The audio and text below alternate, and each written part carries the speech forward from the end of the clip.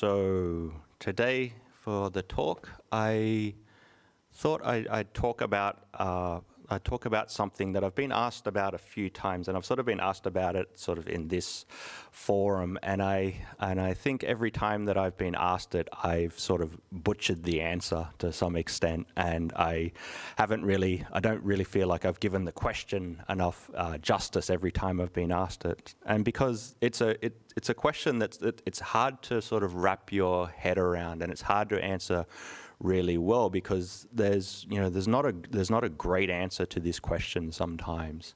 So I thought, for the space of the talk where I can expand a little bit, I'd try to sort of get together a few of my thoughts on it and hopefully make this a little bit clearer for you all. And what that question is that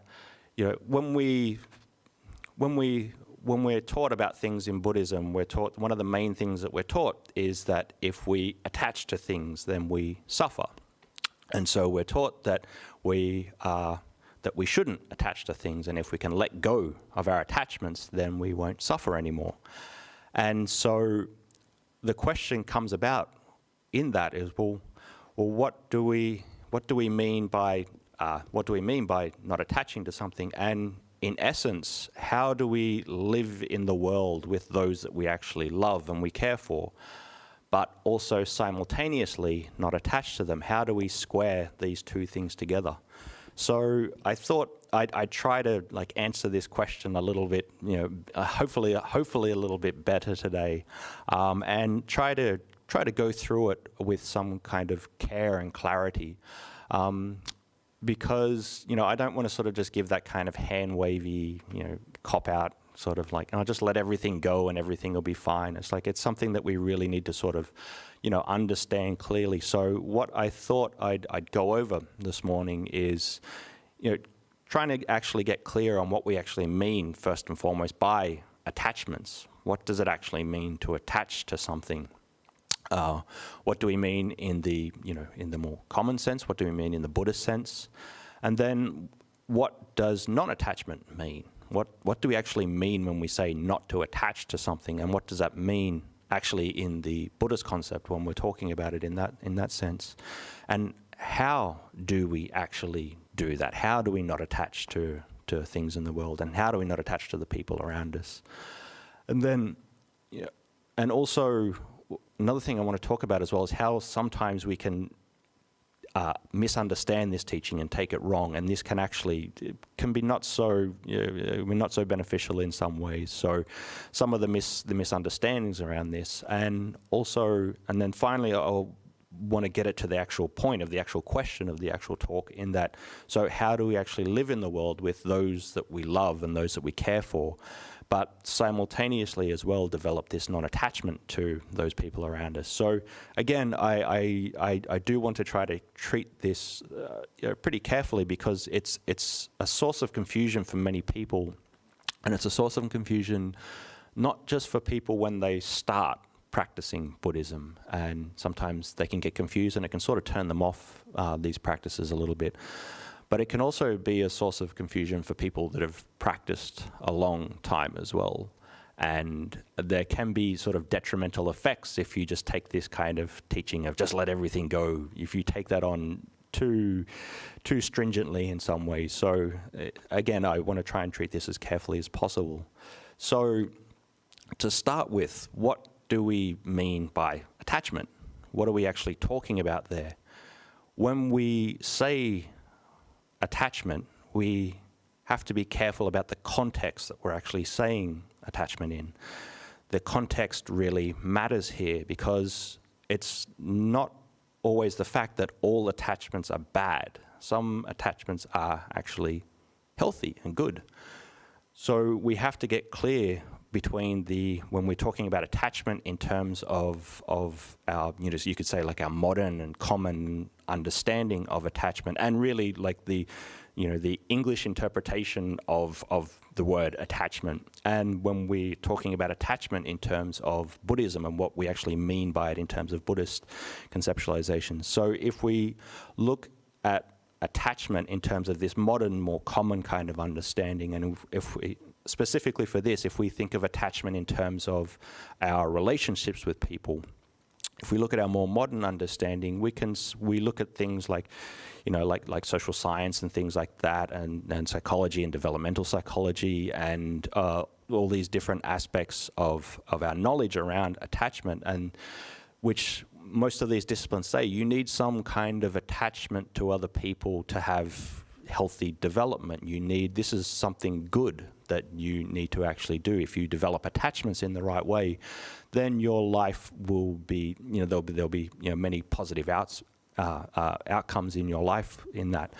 And to look at attachment in this way, in all honesty, that's a good thing. I agree that you need these kinds of attachments. These attachments in this way are what keeps us functioning well as a species. You need these things.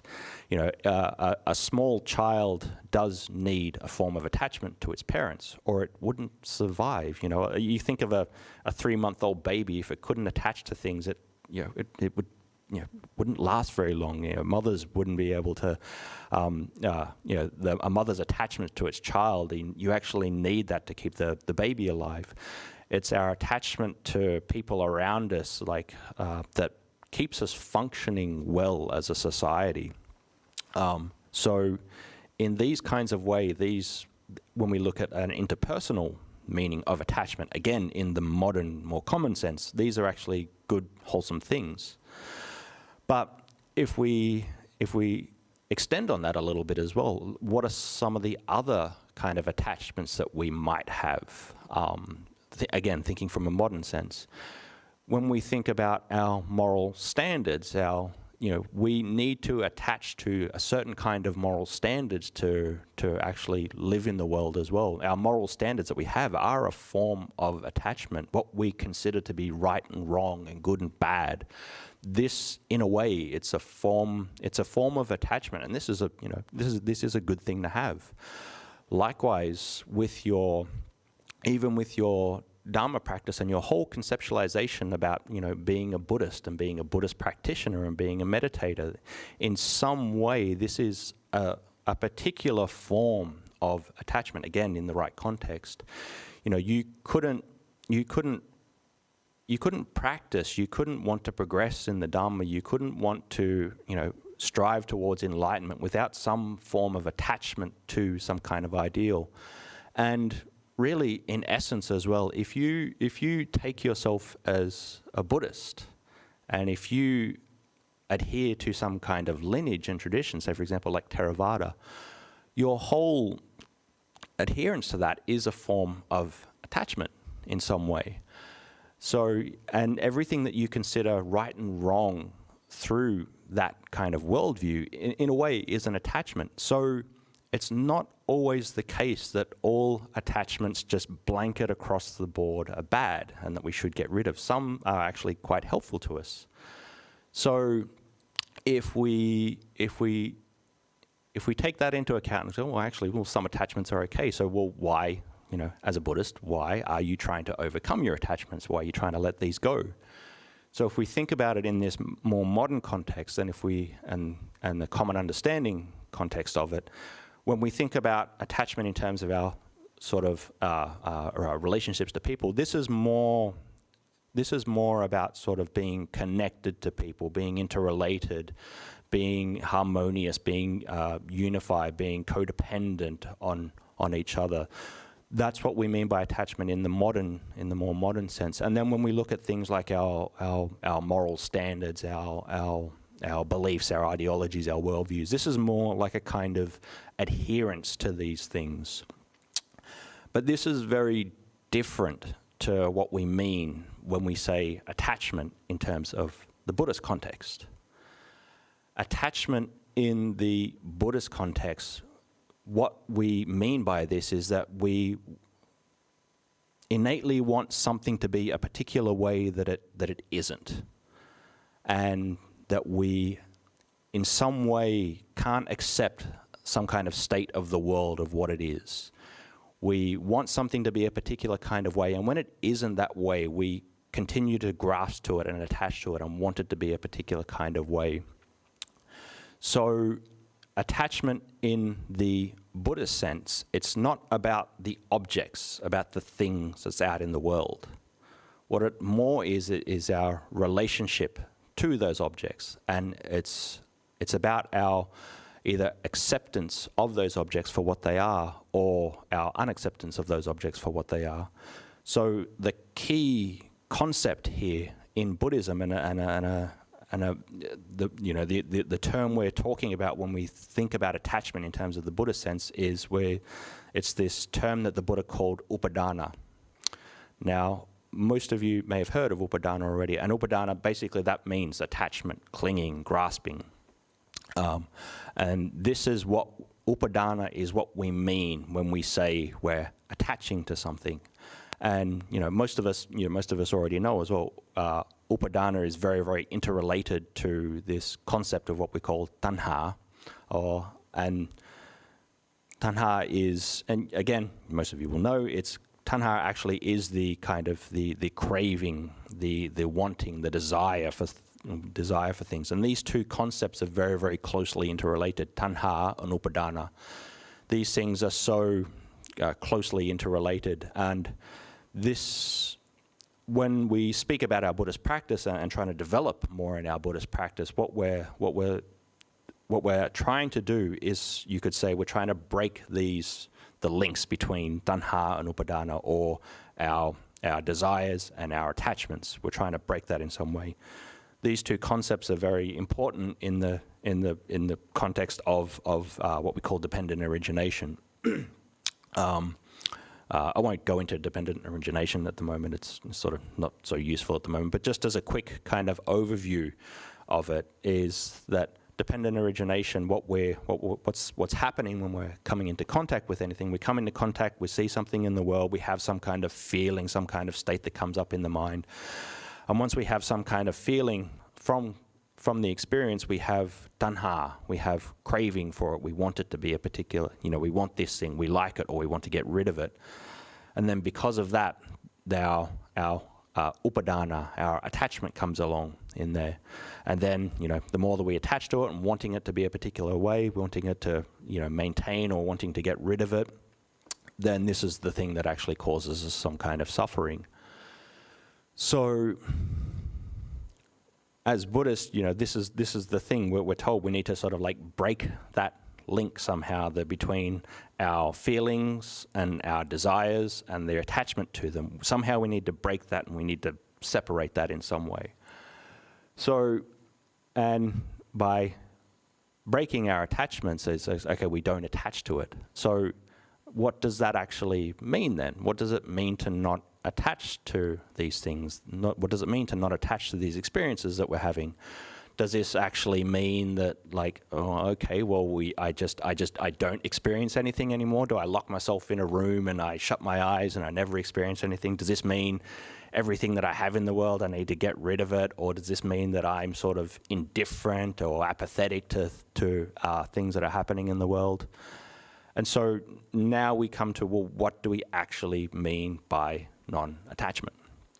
And again, non-attachment in this sense, it's not this form of indifference. It's not this form of, apathy. It's not this form of being cold and calculated and malicious and sort of cutting things off. It's not this form of like pushing things away or ignoring things. What it is, what non-attachment actually is again this quality. It's a particular kind of quality we're trying to develop in the mind, and the quality we're talking about when we're talking about non-attachment or letting go is something that the Buddha called upekkha. And upekkha means equanimity, and so what equanimity is, it's this kind of internal stability that you have in the mind. It's this kind of, it's a spiritual quality that you develop whereby, whatever sort of happens, you're not perturbed by it. Anything happens in terms of the 8 worldly conditions that I talked about a few weeks ago, gain, loss, praise, blame, honor, dishonor, pleasure and pain, any of those kinds of things comes to us, you don't become perturbed by it. There's this stability of the mind. The mind isn't pulled around by these things. So upekkha or equanimity is this stability that is in the mind. And upekkha, it's a very, very important concept in Buddhism. It comes up in so many different places in the Buddhist teachings. The most common place that it comes up, it's one of the 4 Brahma viharas, or the 4 sublime abidings. Most of you've probably heard of it. It's, you have metta, karuna, mudita, upekkha, which is loving kindness, compassion, altruism, and equanimity. And upekkha also comes up as, you could say, like the highest point of the 7 factors of enlightenment. Once you develop all those qualities, mindfulness, investigation of Dhamma, energy, tranquility, rapture, calm, samadhi, once you develop those things, then the mind becomes equanimous and develops upekkha. Upekkha also comes up in terms of the jhanas as well. Upekkha is the quality of mind that you develop in the 4th jhana. So it's this kind of stillness of mind. So, but if we are looking at upekkha in terms of just how we're sort of interacting in the world and going about the world, and for the purpose of my talk now, I'm not talking about upekkha in terms of developing the 4th jhana. It's, don't have to quite get there at the moment. So you can develop upekkha without the, a form of upekkha without the 4th jhana, so we'll just sort of table that for now. What I'm more talking about with upekkha in this context is more like what we're developing in terms of the Brahma viharas and the 7 factors of enlightenment. So upekkha, this is the kind, upekkha, equanimity, this is the quality we're trying to develop when we talk about letting go of our attachments. This is, again, upekkha, it's not indifference, it's not apathy, but it's not this faculty whereby you sort of push everything away and you don't have anything, or you just sort of let go. It's upekkha, equanimity. This is something that you develop. This is a quality that you develop, and it's also imbued with all these other states of the mind: loving kindness, compassion, altruism, mindfulness. All these kinds. It's imbued with all these other qualities as well. So, upekkha and letting go and not attaching. It's not this unitary state. It's imbued with all these other things. So, what then is that state like? What is a mind like that is imbued with upekkha?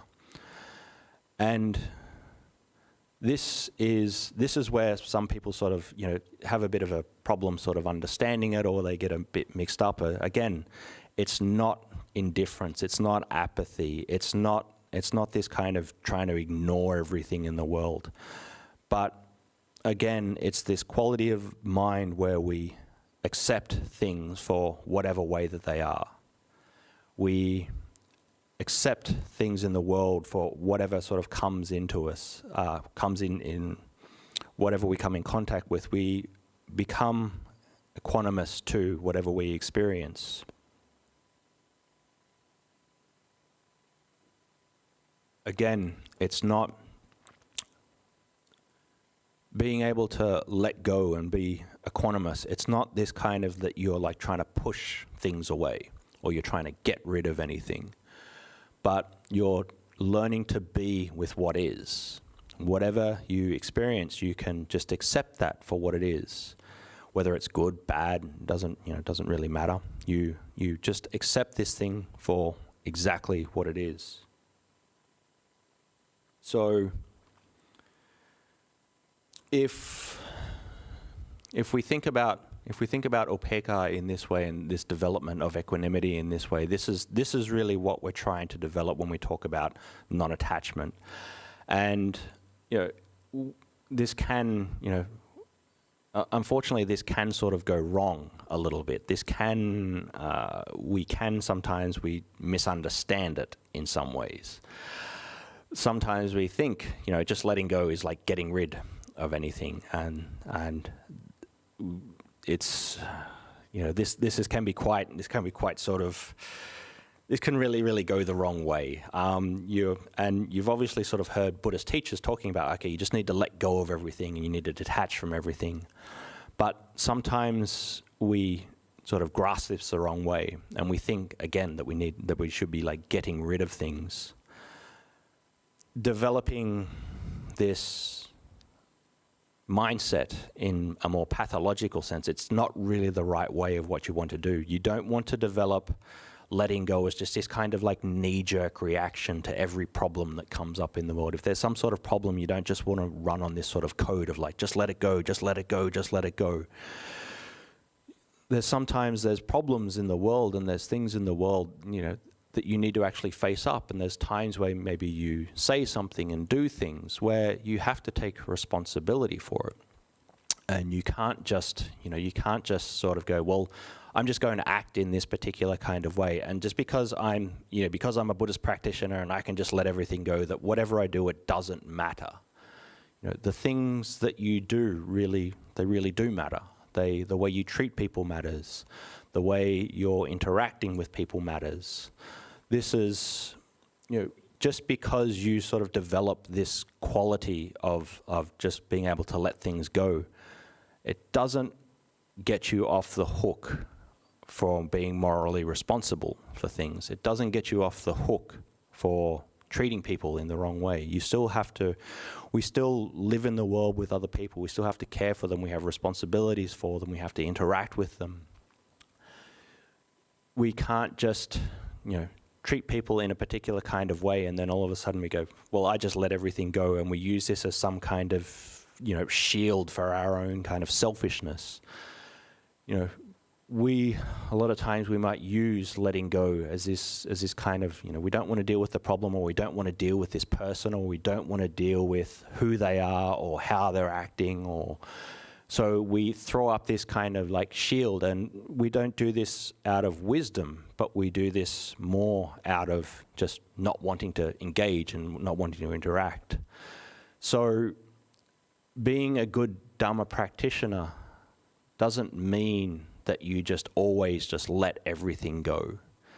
Being a good Dhamma practitioner means as well that you're able to let things go, and you're able to be equanimous, but you still have these other qualities of mind as well. You still have compassion, you still have loving kindness towards others, you still have mindfulness, you still have these tranquility, rapture, and all these kinds of things.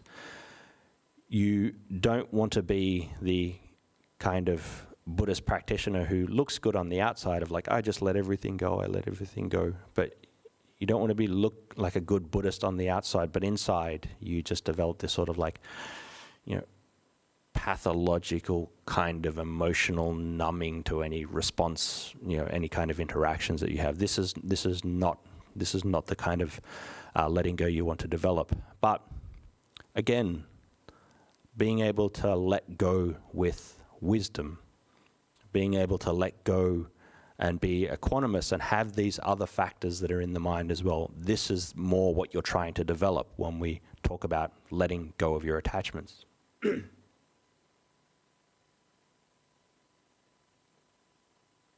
So now that we sort of have that like groundwork laid, we finally now get to the question of, well, how do we live in the world with those that we love and that we care for and that we interact with, but still have this internal quality in the mind of non-attachment? And so we've seen that, we have to be careful about what we're talking about when we talk about attachment. Are we talking about it in the terms of the modern understanding of it, or are we talking about it in terms of the Buddhist conceptualization of it? We've seen that when we're talking about attachment in terms of the Buddhist conceptualization, what we're meaning there is we want things to be a particular way. And the way that we overcome this attachment is through developing upekkha, developing equanimity. And equanimity is that we can accept things for the way that they are. And so we can see that, being able to be equanimous and let go of our attachments in this way, this is the right way. And this is not this isn't a unitary state. This isn't this kind of state of I just let everything go. Non-attachment is imbued with these other states of the 4 Brahma Viharas and the 7 factors of enlightenment. It's imbued with all these other states as well, and that we have to have these things. So when we think about those that we love and our family and all these kinds of things, and we talk about letting go our attachments to them, this state of upekkha is what we're talking about. This state of equanimity, this is what we're talking about.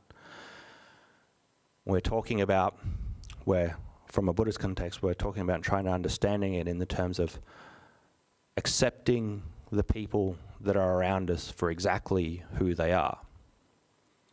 And we accept whatever situation that they find themselves in, whether that situation is good or whether that situation is bad.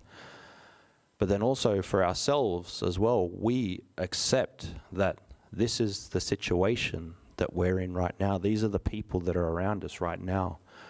We accept this for what it is.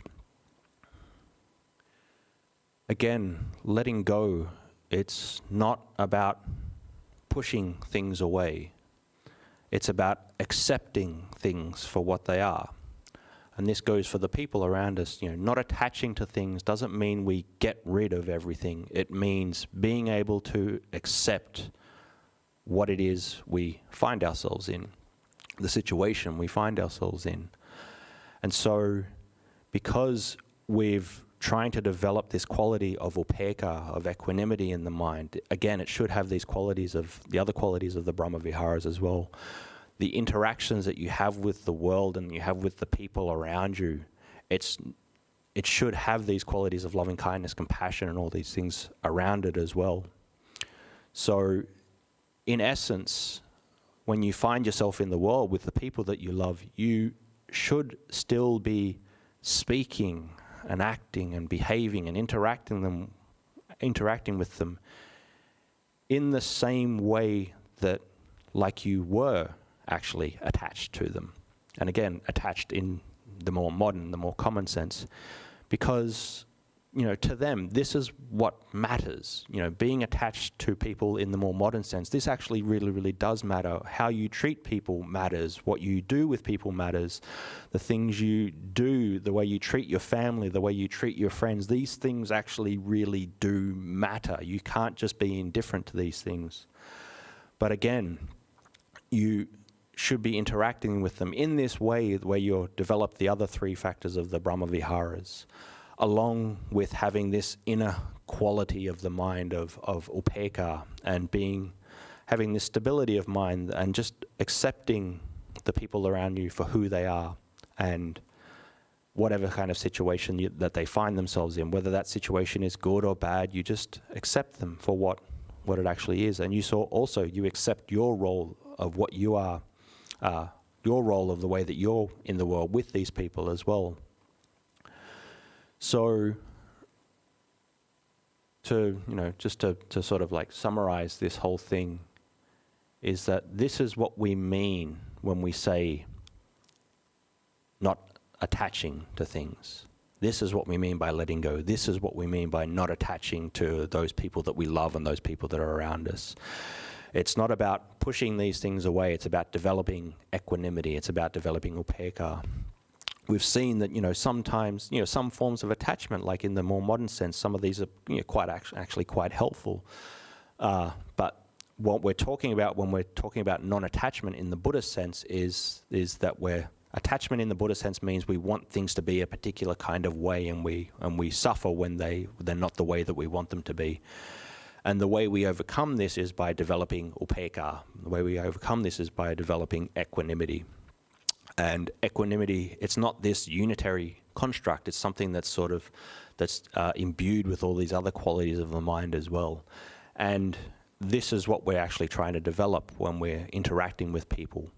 And if we can interact with people in this way, we can still connect with them. We can still care for them. We're still responsible for them. We still help them. We do everything that we need to do with them. But within our minds, we have this underlying quality that we're stable, and whatever happens to them, we accept them for exactly who they are. We have this kind of unconditional positive regard for them. We have this kind of unconditional love for them. We totally accept them for who they are in the present, because the situation that you're in, it can't be any other way. The situation you find yourself in, it can't be any other way at all. So this is what we mean when we say we don't attach. It's not that we push them away, but that we just accept things for what they are. We accept people for who they are. We accept the kind of situation that they're in. So we don't develop non-attachment to get rid of things. We don't develop non-attachment to have nothing in the world. We develop this faculty of letting go so we can actually interact in the world and meaningfully just accept the things that are in the world. So, maybe for now that's probably enough for the moment. So hopefully that's made a little bit more sense to the whole sort of mess that is letting go your attachment to the people that you love. Hopefully it's been clarifying in some way. And if you have any questions now about it, I'm more than happy to answer any of them. Thanks, Ajahn. That was a really, really great talk. Okay, cool. I really appreciate that. I think brings a lot of clarity to us as we come into the practice, the mistakes that we make there around attachment. We do have 2 questions from the YouTube audience, and if anyone from the Zoom session would like to ask a question, then please raise your hand on Zoom. I do have a question. Yeah. You get priority. That's you right. have the microphone. You have the power. Do you think? For most of us who come, certainly me, when you came into the Dhamma, you come in with some level of suffering, and straight away this thing about attachment and letting go is like a very appealing thing. Yep. And do you think that I'm getting a bit confused here. So what I'm trying to say here is that we start practicing letting go, and we make a lot of errors in there, a lot of mistakes, pretty unskillful things that we do from that attachment, from trying to let go. And in some cases, we use brute willpower, and you get almost this rebound, and craving starts developing as well. But do you think that that's kind of a process that we need to go through to learn what attachment really is, and getting towards what you were calling like the upekkha? So until you've gone through that, you really can't get there. Yeah, for sure. And that also goes for every other facet of the Buddhist teachings as well. There's so many aspects there that we try to do, and we make mistakes with them, and that is a part of the process. But it's also good to have try to get some kind of clarity around it as well. Try to get some kind of understanding around it. Like you do have to make mistakes when you first start to learn to let go, but unfortunately the kinds of mistakes you make when you learn to let go can be interpersonally very problematic. If you make mistakes around loving kindness, all that just happens is you end up being overly nice, and that sort of you're too nice kind of thing, or you're just sort of those perennially happy people that are just very, very annoying kind of thing. So if you get those kinds of things wrong, it's not so bad. But when we get letting go wrong, this can actually develop. We can develop bad habits because of that.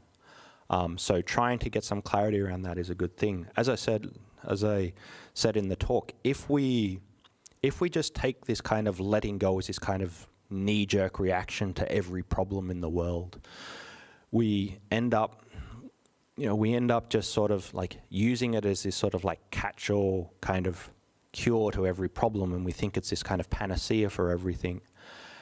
And that in itself can be if you develop that, then, you know, when you start to interact with people, you can start to become indifferent. You can start to go, oh, I don't care, I let them go. I let go. So, yeah, you do have to make mistakes with it, 100%, and you do. And, you know, even, you know, I've been doing this a while now, I still make mistakes with it. I just talked about it for half an hour or whatever it is. It doesn't mean I actually get it fully. I still make mistakes with it. And any Dhamma practitioner will make mistakes with it, but it's something that we just have to keep trying to understand in greater and greater clarity. Because, you know, and the reason I started the talk by saying it's a hard thing to wrap your head around it is because you know, none of us really get it. You know, in all honesty, none of us really get it. If we did get it, we'd be enlightened. And, you know, I can't speak for anybody else, but I'm not enlightened. So it's like, if I really got it, if I fully 1000% understood it, I'd be enlightened, and I'm not. So at some level, I don't get it either.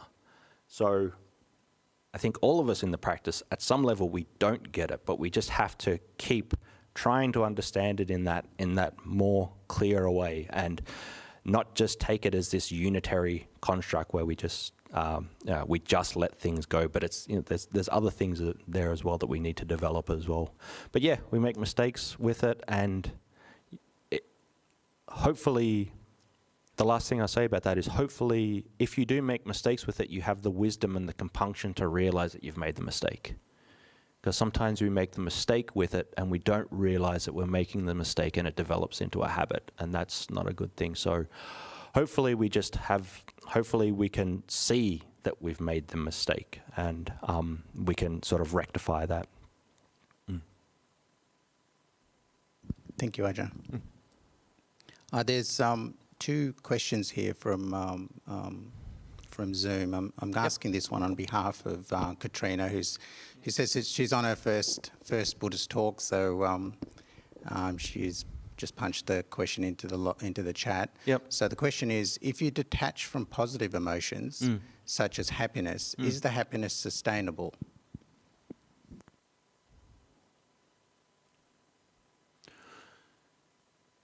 It depends what you mean by happiness as well. If you mean the kind of happiness that you get from some kind of joy in the world of, you know, like I don't know, you pat a puppy or something, you pat a Labrador or something, it's like, I'm happy, this is sort of great. If you attach to that, and again, happiness in this sense, if we're thinking about it in terms of what I was talking about before, tanha and upadana, the happiness is if you have this kind of desire for the happiness to always be that way. It's like, I always want to be as happy as I am when I'm patting a Labrador puppy.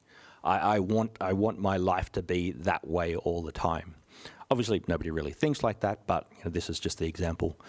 If we have these kinds of positive emotions of happiness like that, and we want it to remain this way, and this is how we think, okay, my life should be like this, or I should always be having these kinds of happiness, then when we don't have those kinds of feelings of happiness, this is when we suffer.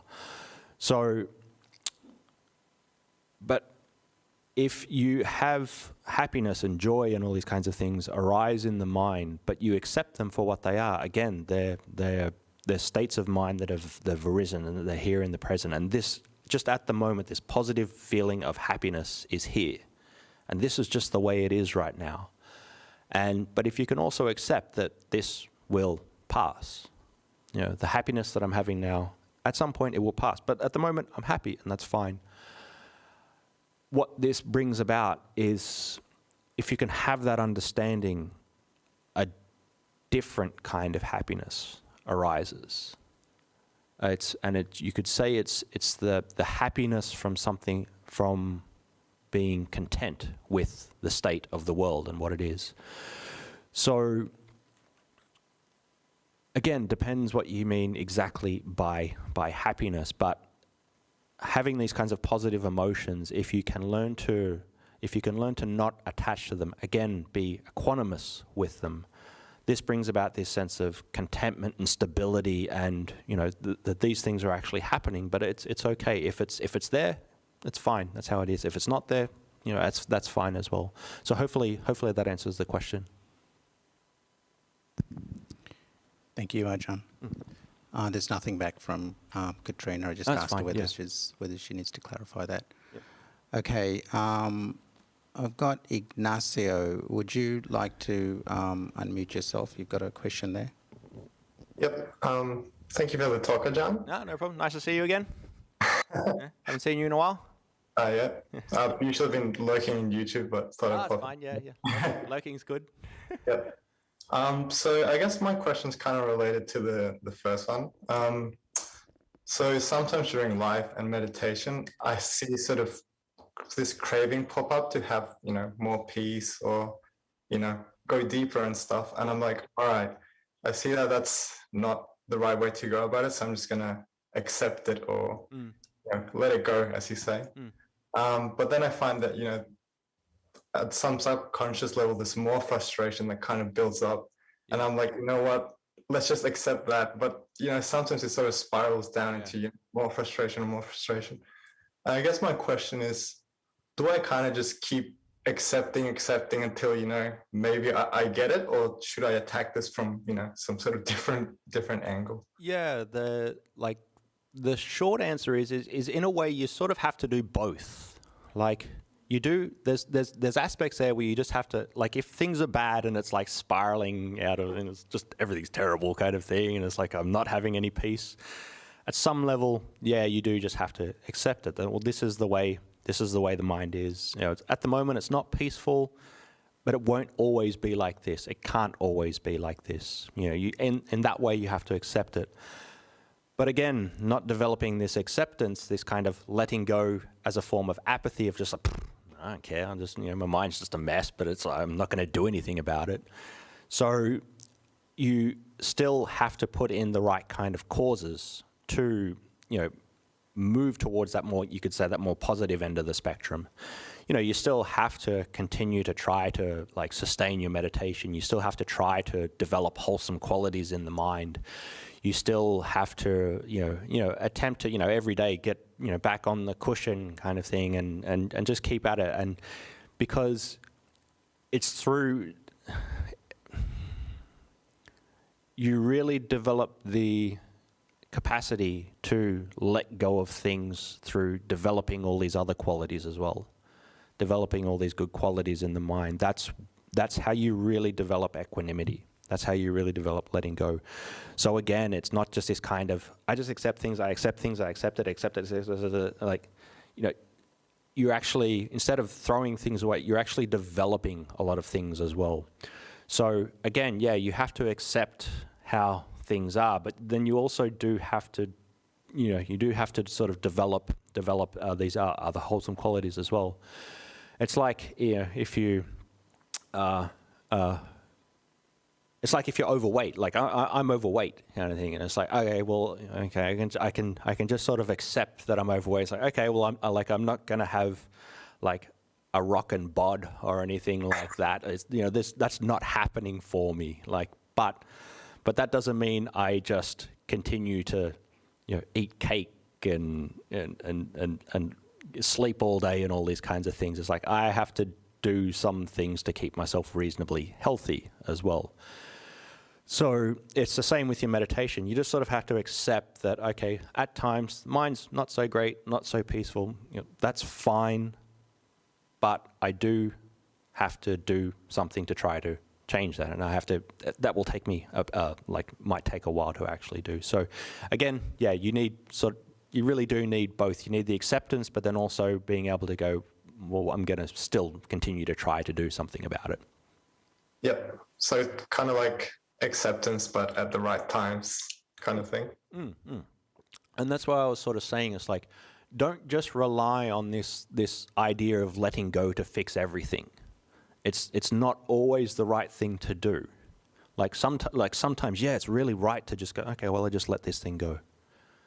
Other times, it's not the right thing to do. Other times, you do need to actually fix a problem or something. And if the problem is the overtly negative mind states, just accepting them and accepting it, it's not going to make them go away. You got to try to actually do something about it. So yeah, you need both. Yeah. Thank you. Okay.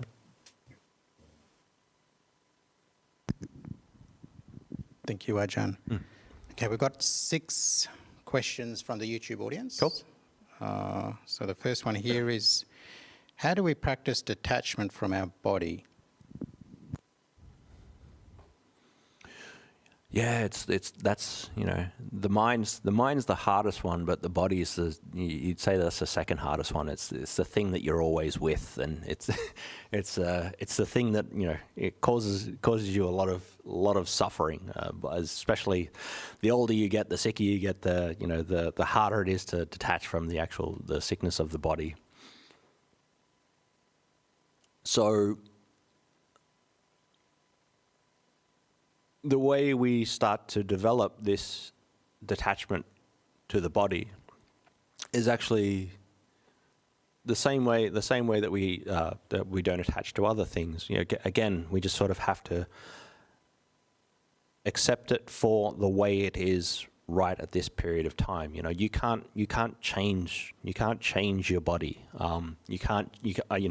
I'd love my body to go back to being like, when was I strong? Like when I was like 18 or something, and I was strong and I had so much energy and I could didn't have to sleep so much, and I could fall off chairs and stuff, and I didn't get hurt, and it was great. But my body is not going to go back to that now. There's just no way that it will. So having this acceptance that this is just the way the body is right now in this moment, that it can't be any other way. Like, no matter how much you wish for it to be a different way, that it will not be this way. If you have some kind of sickness in the body, you can't just wish that sickness away. Obviously there's things you can do about it. You can take medicine and rest and all these kinds of things. But the sickness that you maybe have in the body at that time, it just is that way. You can't wish it away. You can't sort of tell it to leave your body and it will leave your body. It's just not going to work like that. So we work constantly with accepting the state of who we are in any one moment. And that extends not only from our body, but also extends to our mind as well. Whatever state the mind's in, we just sort of we can sort of accept that for what that is. The body, it's getting older, it's getting sicker, it's getting weaker. We accept that for what it is. But again, does that mean we just become apathetic and just, okay, well, I'm sick. I'm fine. I have cancer or whatever it is. I'm just not going to do anything about it. Or my mind is overrun with anger and negativity. I'm fine. I'm just not going to do anything about it. No, obviously we have to look after these things. If the body is sick in some way, you take medication, you go see the doctor, you get enough rest, you do the things that you need to do to sustain it and to keep it going and to keep it functioning well. Likewise with the mind, we're overrun by negativity. We try to change these different sort of habits of the mind. So accepting the way the body is, it again requires a constant vigilance and a constant kind of development of wisdom as well, of seeing the body for exactly how it is and just knowing that you can't change it. And doing some of these practices that are recommended in Buddhism, where we wisely recollect about the inherent impermanent nature of the body, and that the body is not something that's under our control, that it is anatta, that it is not self. That constantly contemplating that the body will change, it will get old, it will get sick, and eventually it's going to pass away, and that we can't, we can't control that, we can't do anything about it. So if we take on these practices as well, this actually helps us accept the body for what it is. It doesn't and in saying all this as well, it doesn't mean that you don't suffer anymore. Like the body, it still hurts. Like it still hurts. It still gets sick. It's, you know, it's not that now that you can sort of just accept things for the way they are. It just makes it like everything's fine. It's like, you know, the body still, you know, it still hurts. But so you'll still have the pain in the body, but you could say the added psychological suffering that's added on top of that, it won't be as intense anymore. But the pain of the body's still there. So, thank you, Ajahn. Next question here from YouTube is, can anyone practice samatha breath meditation, or does meditation need to be tailored according to the person? Can anybody practice samatha breath meditation, or does the meditation need to be tailored according to the person? Samatha, like the breath meditation, the reason that it's emphasized so much is because it's probably the most generalizable meditation object out there. Obviously, everybody has the breath. Everybody has to breathe. Everybody, you know, this is something that is quite neutral. It doesn't matter what your beliefs are, doesn't matter what your ideals are, doesn't matter what sort of religion you are, doesn't matter how old you are, doesn't matter how young you are. Everybody has the breath. So this is something that all of us can identify with, and something that we can anchor our attention to. So this is why most people that learn meditation, when they start learning meditation, everyone will just sort of teach the breath at the start, because it is this good sort of very, very general thing that you can, you know, teach people, and teaching samatha and watching the breath, it starts to give you the ability to realize that, okay, what you're trying to do in meditation is keep your attention on an object. Now, because the object of the breath is very neutral, it's very general, anybody can do that. Okay, I have to put my mind on this object. If you were to say to somebody, okay, you have to meditate, you know, think of an image of the Buddha, and bring up an image of the Buddha in your mind. Like not everyone can do that. Two, you know, not everybody wants to do that. People have different belief systems and things like that.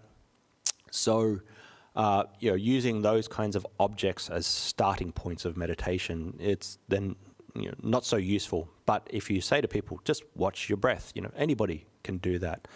And so from doing that, the person will learn, okay, I need to put my attention on this thing, and it just happens to be the breath. Now, so yeah, anybody can practice samatha and observing the breath. That's why it's there.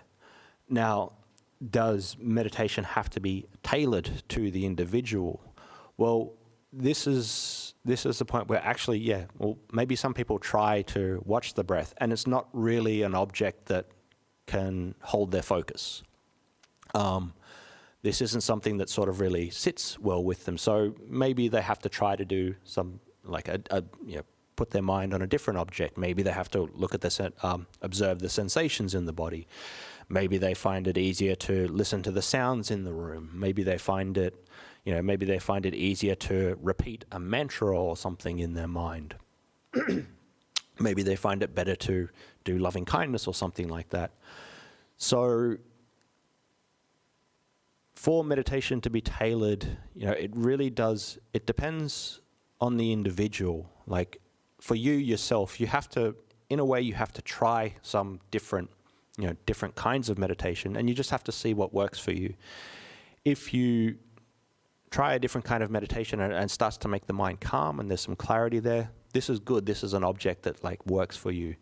If you try a particular object of meditation and it maybe brings up sort of some kind of sort of anxiety or something like that, or if you find closing your eyes and watching the breath brings up this kind of sense of claustrophobia or something like that, then maybe the breath isn't the right kind of thing for you to be doing. But it is a bit of, you could say, definitely at the start, it is a bit of trial and error, and people will gravitate to different kinds of meditations and different kinds of meditations will work better for some people, better for some people, and not as well for others. So if you are just starting and you are looking at different kinds, it's in a way it's like finding out what kind of food you like, or what kind of food works best for your physical body. You might go to, you might try all these different, you might try one kind of food. It's like, okay, this is good. This is something that I like. This is something that I enjoy. I can eat this. And this is good for me. This sits well with me. You try a different kind of food. It's like, I hate the taste of that. That's terrible. But it's like, but so you don't eat it anymore. But keeping with the food analogy, like sometimes there are foods that you don't like that are good for you. And then let's just say salad. And it's like, salad, it's not that good. It's, it doesn't taste that good. It's, a cake, a chocolate cake tastes much better. But it's like a salad, okay, if I keep eating salads, this is good. I actually stay healthy, and I stay, I can function, my body actually ends up functioning well on this thing. So actually, I should try to eat more salads. But with a cake or whatever, it's like you can't just eat cake all the time. It's it's not going to be good. So trying to pull that back to the analogy back to meditation. I just sort of went on a tangent there. Sorry. So say for example, something like the breath. You mightn't think it's good. You mightn't think it's like, this isn't something that is useful for me, and that's fine. But the breath is like the salad, you could say. It's like, well, this is, maybe it mightn't be the greatest thing for you, but this is like a staple that will keep you like functioning healthy and well. And so the breath is always something that we can come back to as a staple. If you want to try these other different kinds of meditation, that's fine, but the breath it's a good staple one. So in saying all that, you do have to try different things. Different things will work for different people. But the breath, it's just a good common thing. Not many people are, allergic to salads. So, the breath is like that. Not many people are allergic to the breath. So, but some are. Thank you, Ajahn. I think you might have covered this off in one of the other responses, but I'll ask it. Do you think that a part of upekkha is having no expectation? My common mistake is trying to practice upekkha to improve situations. Then I notice that things as they are. As they are. For example, I cannot cure my old parents' confused mind. Yeah, sure. Do you think that a part of upekkha is having no expectation? My common mistake is trying to practice upekkha to improve situations. Then I notice that things are as they are. For example, I cannot cure my old parents' confused mind. Yeah.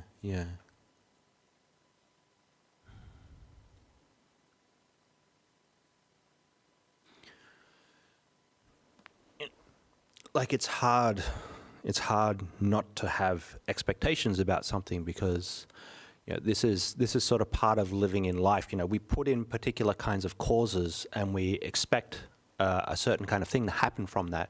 So in some sense, we're like hardwired to have expectations, and the way we function well is if we, say for example, we want to do a practice like meditation because we expect that there'll be, wholesome, positive mind states that come out of it. So we expect those things. So in some respect, you do need like kind of expectations there as well. But the development of upekkha, it's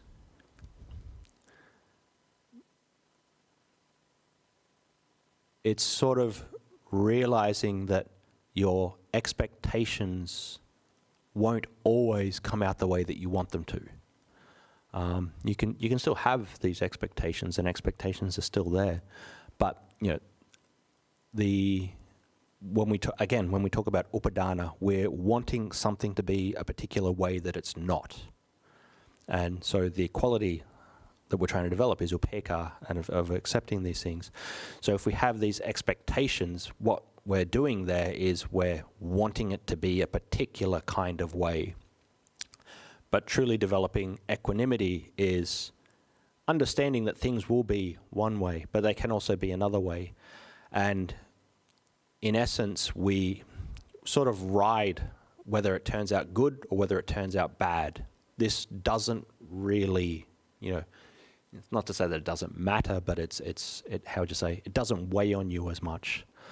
So it's quite normal that you have expectations in particular kinds of ways, and say for especially with if you have somebody that's aged and they have some kind of memory issues and things like that. It's so hard to change that expectation that you want them to be a particular kind of way. You want them to get back to the way that they were, and that they like remember many things, and they can function well. And I'm not sure how far along they're sort of progressed with the memory issues, with the dementia and things like this. But it's really hard not to have that kind of expectation. I want them back the way they were. But again, we really do just have to develop equanimity and say, well, this is just the way they are. And again, we're interrelated to our parents in the world, and we have to care for them. We have to be responsible for them. Again, we have to have these qualities of loving kindness, compassion, and altruism towards them. You need upekkha. Again, it's not just about accepting everything for what it is. It has to have these other qualities as well. It has to have loving kindness there. It has to have compassion built in as well. It has to have this altruistic joy for when others do things good, and you derive joy from that. So again, upekkha, it's not just a unitary state. It has these other qualities in there. So yeah, you're going to have expectations about them. That's fine, and try to be equanimous with that as much as you can. But again, as well, the parents that you've got around you, you have to be kind, you have to be careful, you have to care for them, you have to be responsible for them, and that's sort of a part of it. But then also, accept the situation for what it is. The kind of memory issues, they're not going to change. It's you can't just magically get them back to the way that they were. It's just not going to work like that. So accepting those kinds of things, that's really what you should be trying to do. Hopefully that answers the question. Thank you, Ajahn. Look, there's one question here relating to when we do our next live streams. I'll just cover that off quickly here instead of having to type it in. The BSV, we run 2 teachings a week. One's a Dhamma talk on a Sunday morning, Melbourne time, and another one which is a guided meditation at 7:30 p.m. On Monday nights. So you're welcome to join those. That they're live streamed on YouTube on exactly the same channel. Okay. So the next question here is, any tips to develop healthy interpersonal relationships?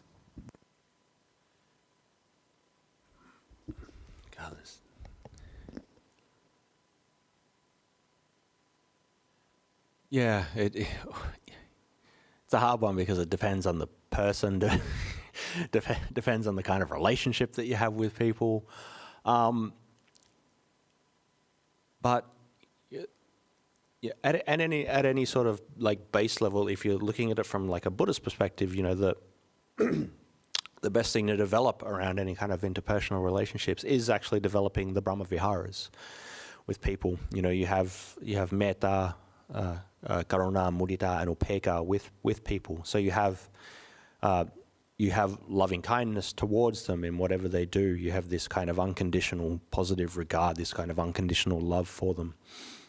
You have compassion for them, that when they do fall under any kind of hardship, that you're you have this kind of sympathy and compassion for them. Anything good that happens to them, you can rejoice. You can rejoice in that. You're not sort of jealous, and it's like, oh, something good happened, and then I wish that was me, kind of thing. You don't want to, that's sort of the antithesis of mudita. And again, developing upekkha with them. So it's, if you can develop the Brahma Viharas with people, like that's really the thing that will, hopefully allow for the most smoothest kinds of interpersonal relationship that you can possibly have, because if you don't have these qualities, with people, it's, then you are just sort of more operating on, the whims of how they respond to you or how they act towards you. If they're kind to you, then you're kind back to them. That's this kind of, in a way, your behavior is determined by their behavior, and their behavior is not always something. It's just not something that you can control. But if you're coming from the standpoint of however they behave, or however they act, or however they are, if you can have the Brahma Viharas for them, you can have loving kindness towards them, and again, you can have equanimity towards them, and just accepting them for who they are, but then also being, having loving kindness for them, compassion.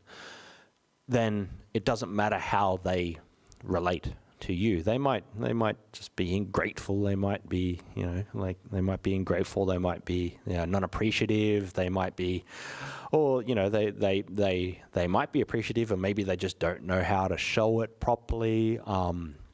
Or or they could be responding in a good way. But so their responses to you, in a way, don't matter as much. It's more about you trying to develop those qualities of the mind.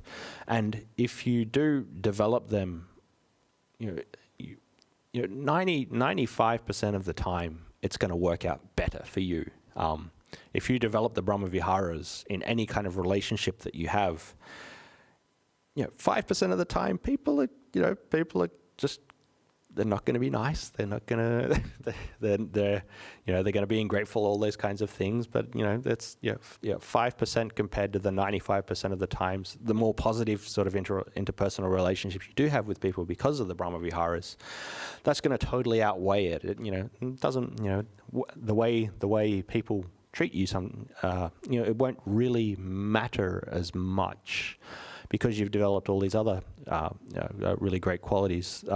I think I gave the example a couple of weeks ago. It's like, if you walk down the street, and you see 100 people walking past, and you go, "Hey, how are you?" Most people are going to, "Hey, how are you? Good." There's going to be 5 people that just look at you like a weirdo and or ignore you and just sort of but it doesn't matter. You've had 95 people said hello to you and be nice to you. So those 5 people, you just, it doesn't really matter. Again, so you setting up your mind with the Brahma Viharas in your relationships with people is a more powerful thing than merely just responding to the way that they're behaving towards you. Thank you, Ajahn. We've got 3 questions remaining. A couple of additional ones have come in. Yep. So is attachment physically okay, but mentally giving up the better? Sorry, let me read that again.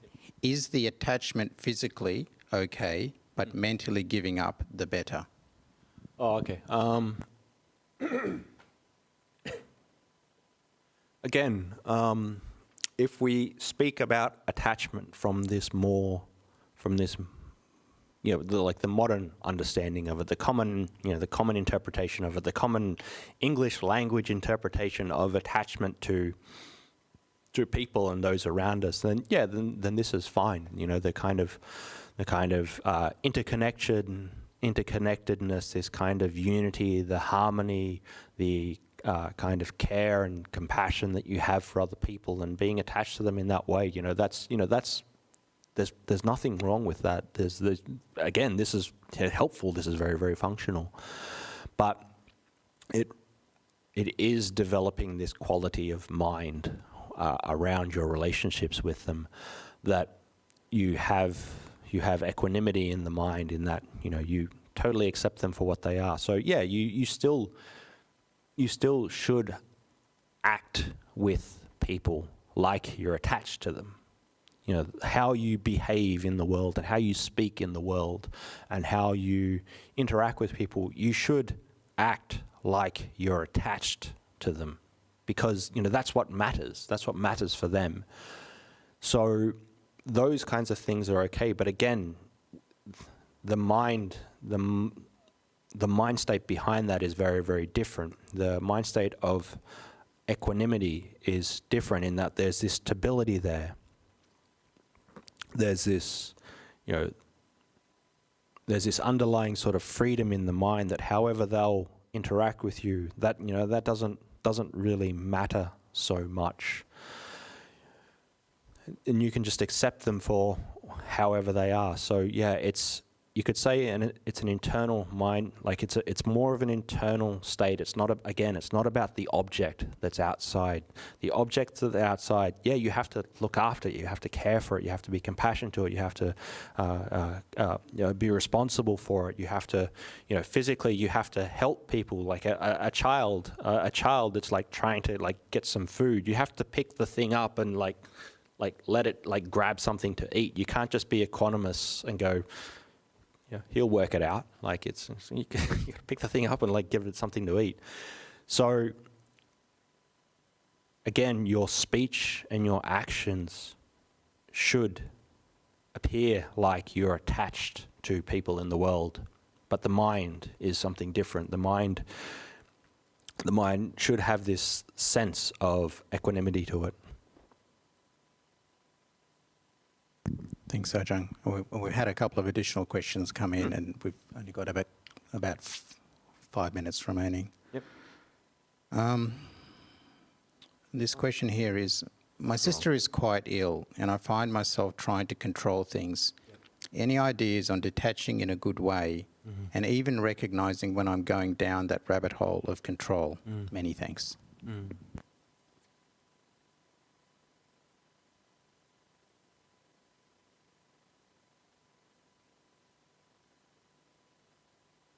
You know, at some level as well, like the compassion that you have for your sister, you know, this is a good thing. This is something that you should think about in your own mind, of that, you know, actually having this compassion, having this care for this person, this is a good quality that you actually have.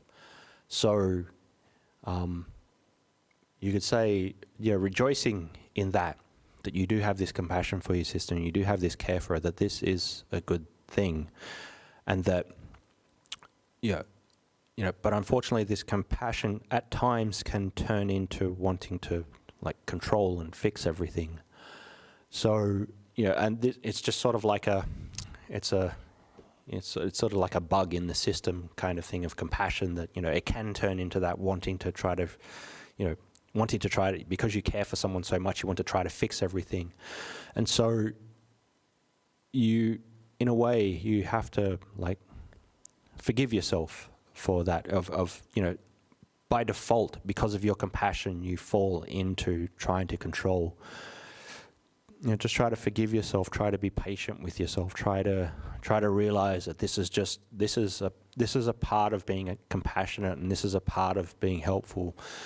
And if you can just try to develop some mindfulness around it, when you do feel like, you know, the scales have tipped too much in terms of trying to control everything. Again, just try to balance that out a little bit more. Balance that out of just trying to have the actual compassion for the person, but then also have the equanimity there as well. You know, just be patient with yourself. You know, if you have a family member that's sick, it's, you know, it's tough, it's difficult. It's like, of course you want them to get better. It's like everyone, every sort of decent human being with some kind of level of compunction, will have that desire for this person to get better. So it's, there's nothing wrong with that desire to have that for them. But again, you just have to be patient. You have to, forgive yourself when you do sort of like, the sort of the script of compassion that's sort of running. It sort of goes into that kind of, wanting to sort of control the situation. Try to be kind to yourself.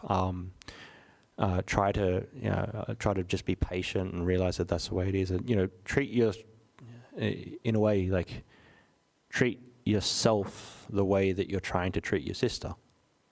You're trying to treat your sister with as much compassion as possible, and you're trying to help her as much as possible, and you as well. You have to treat yourself in that way. You have to be kind to yourself and treat yourself with as much help as possible. So, yeah.